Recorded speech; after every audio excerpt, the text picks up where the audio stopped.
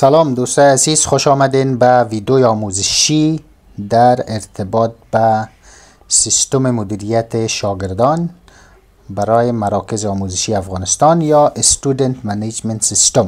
به خاطر استفاده از این سیستم ما این ویدیو را به شما ریکارد کردیم و طریقه استفاده سافتویر برایتان به معرفی میگیرم.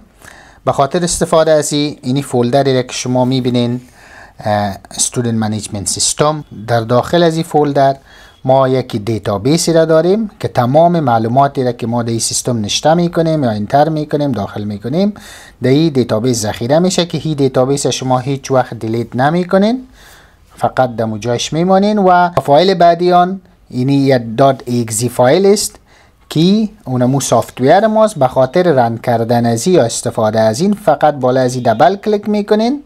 وقتی دبل کلیک کردین این تو صفحه سیاه میه، فقط چند لحظه صبر میکنین تا ای که می سیستم ما لود شود. لود شد، وقتی لود شد این صفحه سیاه CMD آمد. اینی آدرسی را که شما میبینین این آدرس از یک کاپی میگیرین، کنترل C میین در براوزرتان چی گوگل کروم باشه، فایرفاکس، هر براوزری را که استفاده میکنین در این براوزر امی آدرس کنترل V یا پیست میکنین و این طرف فشار میتین.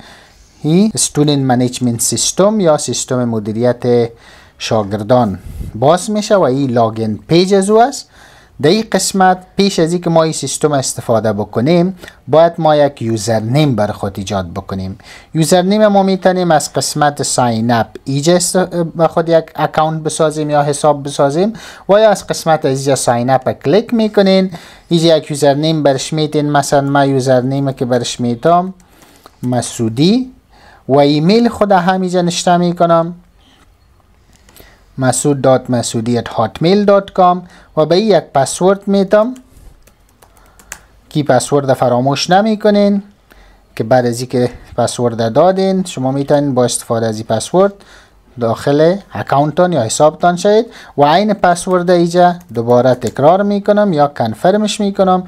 بعد از او دکمه ساین اپ فشار میتم، اکاونت ما کرییت میشه. Your account has been created. اکاونت ما ساخته شد. اینال به خاطر لاگین هستی میایم امو یوزرنیم خود میتیم مسعودی و پسوردی را که دادیم پسورد نشته میکنیم و لاگین میگیم. ببینین این سیستم چی خصوصیات داره. مشخصات این سیستمی است که ما میتونیم لیست تمام شاگردای خود ایجا اضافه بکنیم از طریق add a new student. بعد از او میتونیم تمام شاگردای خود ایجا کنترل پنل تنظیم بکنیم یا شاگرد دیلیت بکنیم، اپدیت بکنیم معلوماتشان. تمام کارا را انجام میدیم که هر کدام از ما دانه دانه براتون تشریح میکنم.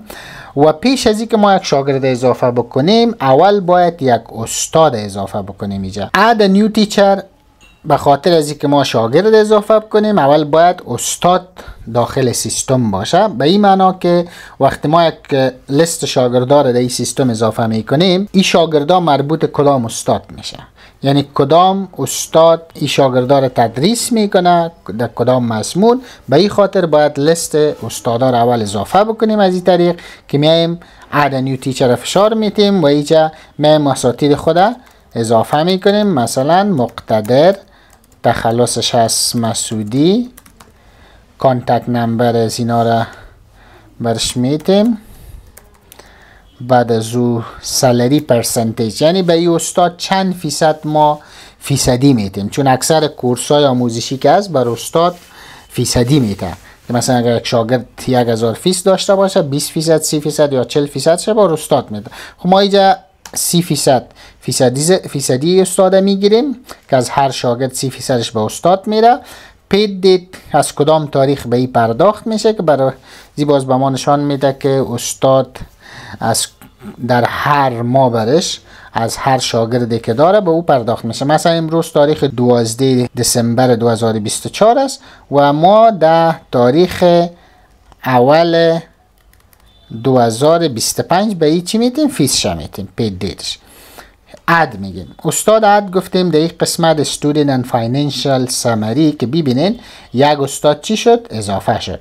فعلا هیچ شاگرد نداریم، تمامش زیروست. حالا وقتی استاد اضافه کنیم میم شاگرد اضافه میکنیم اد student. در اینجا اد student خود امیر مسعودی کانتکت نمبرش بعد از او در کدام صنف student class مثلا یا کلاس 6 میگیم، هر کلاسی که باز شما در مرکز آموزشی داشتین امور اضافه میکنین. بعد از او تایم ازی از مثلا 8 صبح صنف ازی شروع میشه، کدام سابجکت میخوانه؟ انگلیسی. و فیس ازی چند است؟ 1000. دیسکاونت آیا به شاگرد دیسکاونت میتیم؟ بله ها، 100 روپه دیسکاونت برش میتیم که 1000 فیصد 100 دیسکاونت 900 روپه میشه. اینا لی شاگرد مربوط کدام استاد میشه. اگر اینجا ما هر قدر لیست استادا باشه تمامش بر ما اینجا ظاهر میشه و ما میتونیم که هر شاگردی که به هر استاد اساین میشه او را سلکت بکنیم. میگیم مقتدر مسعودی و استارت دیت تاریخ شروعش از کدام تاریخ اینا شروع میکنه که 12 دسامبر است و تاریخ ختم از اینا چی وقت است؟ تاریخ ختمش مثلا میگیم که 12/4/2025. یعنی این کورسی را که اینا میخوانن تقریبا 5 ماه و ما اینجا اندیت شه و تاریخ دیت که این شاگرد ماوار پیمنت میکنه فیس خوده. امروز ماه اول خود پیمنت کرده از 12 و این را اد میگیم. وقتی اد گفتیم ببینید اینجا استودنت توتال استودنت ما 1 شد، توتال فیس ما چند شد؟ 900. اوریج هم فعلا 900 است چون یک شاگرد داریم و دیسکاونتی که ما دادیم 100 روپه دادیم. یعنی دو شاگرد دیگر هم در سیستم اضافه کردیم که مجموعش 3 شاگرد شد توتال. حالا میم در استودنت کنترل پنل وقتی اینا رو کلیک بکنیم همون شاگردایی را که ما اینجا اضافه کردیم تمام مشخصاتش، آیدیش، نامش، شمارش، صنفش، تایمش، سابجکتش، فیس ماوارش، استادش کی است، تاریخ شروع، ختم، تاریخی که فیس پرداخت کرده، توتال فیسش بعد از دیسکاونت چقدر است. اگر ما این را اپدیت میکنیم مثلا نام یک شاگرد اشتباه می باشه، مثلا امیر نیست اسد است و تخلصش هم احمدی، بعد از اون میایم این را اپدیت میگیم. دوباره ببینین نام اسد احمدی شاگرد نامش تغییر کرد. اگر ما این را بخوایم دیلیت بکنیم از سیستم دیتابیس دیلیت میشه. و بخش رینیو و پیج چی است؟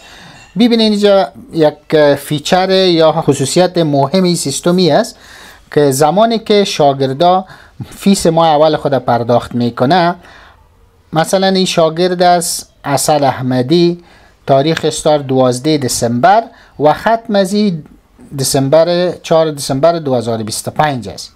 اما هر ماه باید فیس پرداخت بکنه. در اینجا زمانی که ماه دسامبر به جنوری تبدیل میشه، بعد از او اینی قسمت اگر شاگرد بعد از یک ماه دمو تاریخ معین خود فیس پرداخت نکرد، پیت اینی آپشن پیت به چی تبدیل میشه؟ به پندینگ. ما اتومات میبینیم که اینی شاگرد فیس خود پرداخت نکرده. اگر شاگرد فیس خود پرداخت میکنه از قسمت رینیو ما میتونیم وقتی شاگرد ما فیس خود میده فقط رینیو را میزنیم، اتومات ببینه Are you sure you want to renew the student اسد احمدی's fee؟ فیس از این را رینیو میکنیم، میگیم بله.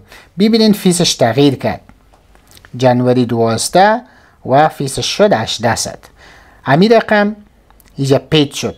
اگر شاگرد بعدی را ما رینیو میکنیم به می شکل ما میتونیم که تمام کنترل یا مدیریت معاشات یا فیس شاگردا و معاشات استادا در این سیستم داشته باشیم. وقتی جا شاگرد فیس میده در قسمت استاد وقتی ما دوباره بک میاییم وقتی میبینیم تیچرز کنترل پنل ایره کلیک میکنیم ببینین استاد مقتدر مسعودی 30% سالریش است و این چند منتلی سالری از تا فعلا چند شده 840 از 3 شاگرد است که توتال سالری از مکمل 1110 3 شاگرد دارن. تاریخ پیس به می شکل در هر ماه اگر ما استاد پید میگیم بعد از او در این قسمت برش نشته میشه که پید. اگر ما فیس نمیتیم با اینجا پندینگ است به این با ما نشان میده که ما فیس ماش استاد پرداخت کردیم و اینجا پندینگ نیست پید است. همین رقم رینیو کرده میتونیم، ادیتش میکنیم و غیره. حال ببینین وقتی ما در استودنت کنترل پنل میایم، اینجا ادیت میگیم و اینجا تاریخ پیدا 11 دسامبر میگیم. ببینین وقتی 11 گفتیم اینجا میبینین چون شاگرد در تاریخ دیروز که یعنی امروز 12 است، دیروز فیس خود نداده، اما اینجا در سیستم به ما نشان میده که پندینگ، یعنی فیس از شاگرد چی است؟ پندینگ است. هر زمانی که شاگرد فیس خود میاره، وقتی ما رینیو میگیم اپدیت، اتومات میبینین پندینگ به چی تبدیل میشه؟ به پید و فیس شاگرد همیجا اپدیت میشه. همین رقم با استاد همچنان، از استاد هم چی میشه؟ کل تغییراتش دمی شکل اگر ما پید نکنیم پندینگ، وقتی پید میکنیم اونمو فیس استاد ماشه موار استاد اپدیت شده. این حال بخش دیگه که ما اینجا داریم archived students یا آرشیف شاگرداست. در آرشیف شاگردا چی مانا؟ وقتی یک بچ مثلا 4 ماست، یک بچ یا بچ انگلیسی یا ریاضی برای 4 ماست، زمانی که 4 ماهی از این بچ یا دوره تکمیل میشه، باز تمام شاگردایی که در اینمی بخش هستن یا دمی دوره است، اینا تمامش میان در بخش آرشیف که ای بر ما یک بکاپ می باشه که کدام بچه ها را درس دادیم، چقدر شاگرد بوده و از اون لیست کلش پاک میشه میان در بخش آرشیف. وقتی فعلا آرشیف میبینیم هیچ شاگرد ما نداریم، میایم مال یک بچه ما خود ما اینجا تکمیل میکنیم، در بخش استودنت میایم، اینجا تاریخایش تغییر میدیم که یعنی تاریخی که مثلا تاریخ ختم از 4 دسامبر است، ایره ما نیو میگیم، برش میگیم که مثلا امروز چند است؟ 12 دسامبر، درست؟ اندش هم میسازیم 12/11/2024 میسازیم و ایره اپدیت میگیم. اتومات ببینین که از این لیست او شاگردا چی شد، اونمو بچه ما پاک شد. وقتی ما میایم در قسمت آرشیف شاگردا، ببینین اینجا او شاگردایی که بچشان دوریشان تکمیل شد کلشان در این قسمت آرشیف انتقال پیدا میکنه که به خاطر ذخیره ماست و به خاطر بکاپ ماست که ما باید تمام هیستوری یا تاریخچه شاگردایی که در کورس ما از هر بخشی که درس میخوانند باید پیش ما یک بکاپ از اونا باشن. فیچر بعدی که اینجا است هلپ است. در بخش هلپ وقتی ما سر از این کلیک میکنیم تمام معلومات در ارتباط به می سیستم به ما نشان میده که add new student چی میکنه، student control، add new teacher. خود تمام از این ما در ویدیو براتون تشریح کردیم و شما کسایی که نو از این استفاده میکنن اونا میتونن که سیستم از طریق هلپش بخوانن و معلومات درباره از این پیدا بکنن. فیچر بسیار مهم دیگه این سیستمی است که ما میتونیم تمام هر شاگرد سرچ بکنیم. مثلا لیست شاگردای ما بیشتر از 1000 میشه و ما میخوایم که یک شاگرد مشخصه مثلا آیدیش یک است او را برای ما سرچ کنه نشان بده. میبینین به نام آیدی یک ما هیچ شاگرد نداریم، چرا او را دیلیت کردیم، او بچش تکمیل شده بود در آرشیف را. وقتی شماره 2 میگیم ببینین تمام شاگردی که آیدی شماره 2 است او را برای ما اینجا نشان میده. اگر امو رقم میتونیم به نام هم تخلصش نشته کنیم، همین رقم برای ما نشان میده این به نام استادش است و همچنان دیگه از طریق خود سابجکتش مثلا شاگردایی که انگلیسی میخوانه او را برای ما نشان بده که چقدر شاگرد انگلیسی در کورس صنف انگلیسی است. به مو شکل فعلا یک شاگرد داریم بس انگلیسی. به می شکل ما میتونیم هر شاگرد با استفاده از آیدیش، سابجکتش و استاد با استفاده از نامش چی کنیم، او را پیدا بکنیم یا سرچ بکنیم. خب این بود سیستم مدیریت شاگردان که توسط کمپانی برینی هب با پارتنرشپ کمپانی ازیتک ای ساخته شده برای مراکز آموزشی افغانستان.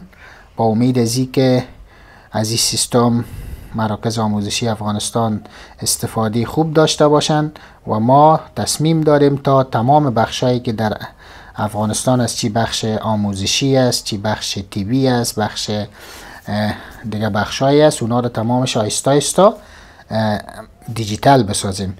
یکی از خوبیای این سیستمی است که به اینترنت هیچ ضرورت نداره و ما میتونیم بدون اینترنت از این سیستم استفاده بکنیم.